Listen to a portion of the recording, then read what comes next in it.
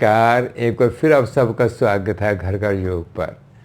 आज बात होगी कपालभाति की उन गलतियों के बारे में जो गलती हम कर लेते हैं, उनसे हमें नुकसान तो नहीं होता है लेकिन लाभ से हम वंचित रह जाते हैं। जिस लाभ के लिए हम कपालभाति का अभ्यास कर रहे थे वो लाभ हमने खो दिया, वो लाभ हमें नहीं मिलता है। तो जो सबसे पहली गलती है और सिंपल है, हम क्या करते हैं जब हम कपालभाति कर रहे होते हैं तो क्या करते हैं, देखिए इस प्रकार। पहले मैं आपको गलत करके बताऊंगा।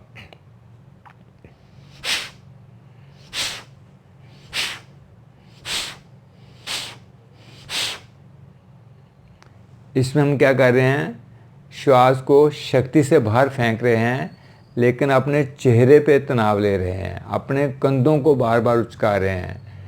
तो कपालभाति में हमें तनाव नहीं लेना है बल्कि अपने तनाव को हमने रिलैक्स करना है। कंधों को हिलाना नहीं है, चेहरे पे तनाव नहीं लेना है, नासिका पे तनाव नहीं लेना है। सिर्फ सहज भाव से श्वास को बाहर फेंकते जाना है। इस प्रकार देखिए, कंफर्टेबली बैठ गए आप।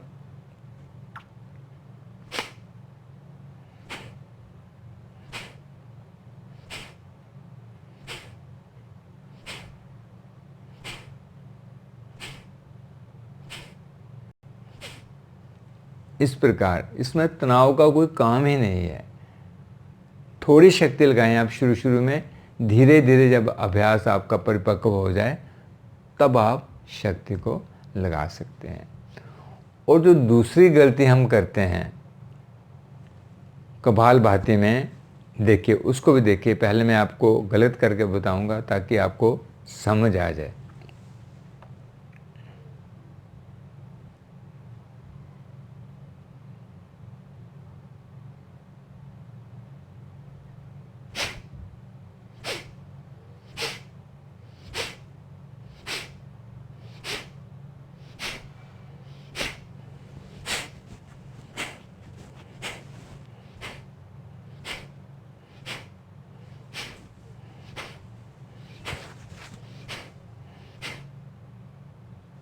इस प्रकार सॉरी, जब आप कपालभाति कर रहे हैं, ये जो आप इधर और उधर देखते हैं, कभी आप खुजली करने लगते हैं, कभी हाथ हिलाने लगते हैं, कभी बाजू लाते हैं, कभी सर को इधर उधर कर रहे हैं, ये जो डिस्ट्रैक्शन है ना, इससे लाभ नहीं मिलता है।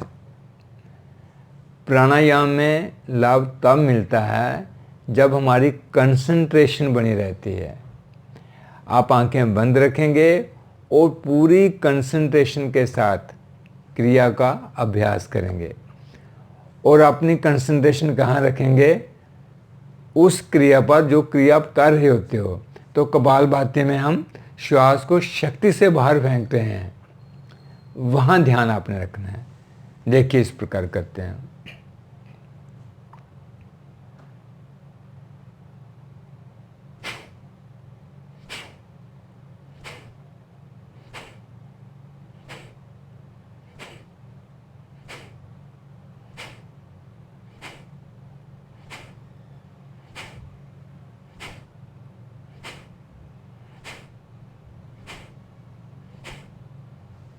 इस प्रकार अगर आप अभ्यास करते हैं इस क्रिया का तो आपको यकीनन लाभ मिलना शुरू होगा।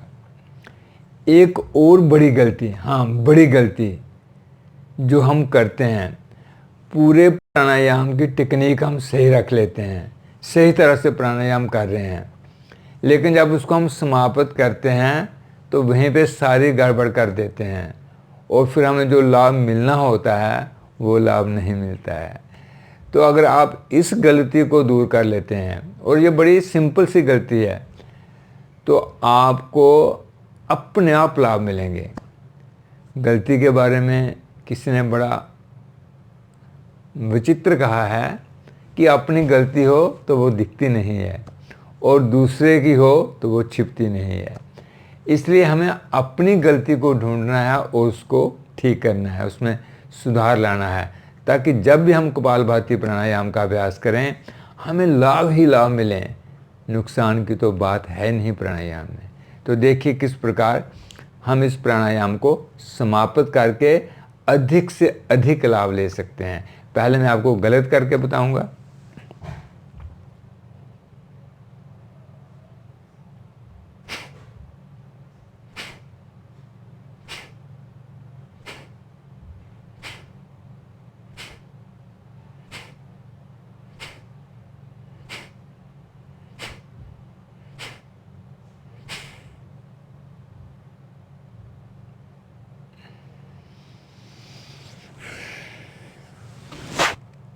ये बिल्कुल गलत है।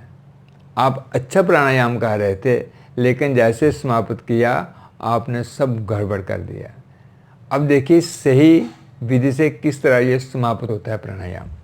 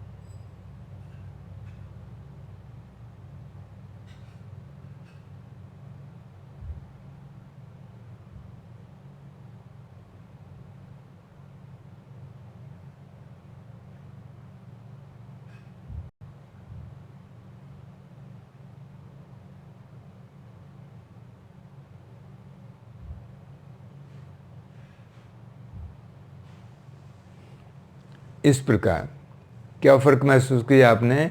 जैसे मैंने आवृत्ति को समाप्त किया, उसके बाद बिल्कुल शांत होकर ही बैठे रहना है आपने, बिल्कुल रिलैक्स रहना है। आंखें आपकी बंद रहेंगी और जो कंसंट्रेशन है आपकी आज्ञा चक्र पे अपने आप चली जाती है। ऑब्जर्व करना है आपने उस स्थिति को, जिस स्थिति में आप पहुंच के। वो स्थिति क्या थी? मन मेरा बिल्कुल शांत हो गया, मेरे विचार शून्य हो गए और मैं बिल्कुल, जिसे हम कहते हैं सुख की अनुभूति, उस स्थिति में पहुंच जाता हूं।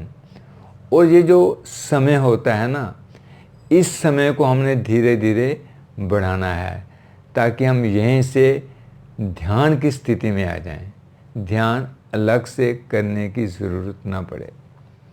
उम्मीद करता हूँ इन गलतियों को अगर आप करते हो तो आप बिल्कुल सिंपली धीरे धीरे जागृत होकर अगर आप प्राणायाम का अभ्यास करेंगे तो ये गलतियां आप छोड़ सकते हैं, इनको दूर कर सकते हैं और आपको अधिक से अधिक लाभ मिलने शुरू हो जाएंगे। इसे करके देखिए और मुझे कमेंट ज़रूर करिए कि कौन सी गलती आपने दूर की है। धन्यवाद। हाँ, योग करना मत भूलें।